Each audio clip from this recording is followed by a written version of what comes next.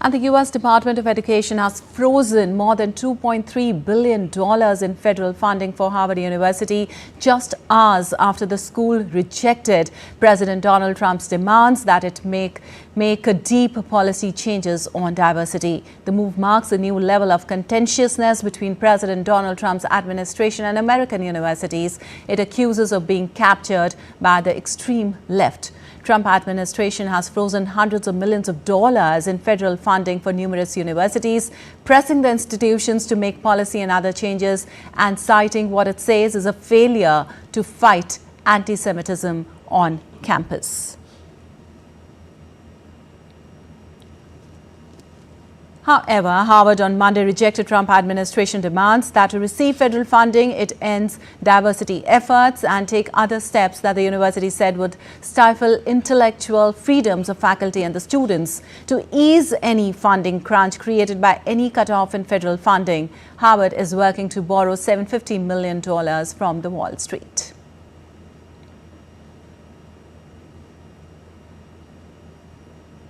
And on this, DD India's Akshay Dongre joins us for more. Well, Akshay, how do you think Harvard's refusal to comply with the Trump administration's demands likely to impact not just its basic funding, but broader higher education policies and university autonomy across the country, most importantly? Well, now we are looking at a tussle between the US administration and the universities. Now, while the universities call themselves private in nature, but there has always been a substantial amount of funding that was given by the US government to these universities, including the Harvard University. And we have seen that in the past few months, Donald Trump has been reportedly making this claim that he is reviewing and his administration is reviewing the $9 billion in funding that is given to the Harvard University, one of the oldest university and most prestigious across the world.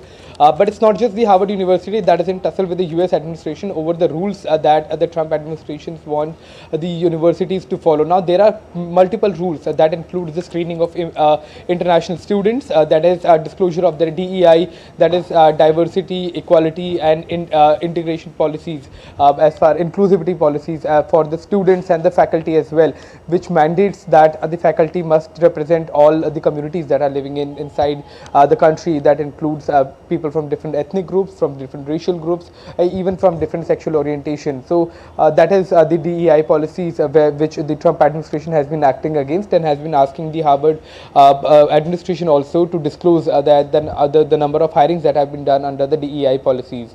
So that is one. And Harvard had refused to comply with the Trump administration, and perhaps that's the reason why, and in fact that's the reason why the Trump administration has gone against Harvard by freezing the $2.3 billion in funding. Now, this is a substantial amount of money that comes in from the US Department and US government, and that enables the universities such as Harvard or Columbia University, which is facing similar kind of funding freeze, about $400 million by the Trump administration. Now, the entire matter escalated when the pro-Palestinian groups had made camps inside the campuses. They were protesting, and this all started under the Biden administration. But as soon as the Trump administration took over, not only the police was used to dislodge the protesters from the campuses, but also action was taken against the students who have been taking an anti-Israeli stand. So that is what the tussle majorly is all about. But besides that, there were other issues as well, which had seen the Trump administration,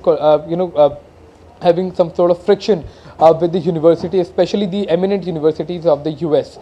So this is likely to continue in the future as well. However, the funding freeze will hit the functioning of the Harvard University, because this is a significant chunk of money that is required to run the university like Harvard, which includes scholarships to international students, that includes other functioning administration, because all of it cannot be done only through the fees of the students. And if this funding freeze continues, then we can expect the fees of these universities to go significantly higher, scholarships to be stopped, and a severe dent to the image of universities such as Harvard or Columbia or other prestigious universities in the US. But these decisions are in all probability going to be challenged in the courts of the US, and that is where the final decision may come from, whether this funding will continue or this will be removed by the Supreme Court or the other courts of the United States. United States. Right, Akshay. In fact, as you said, increasing fee will be a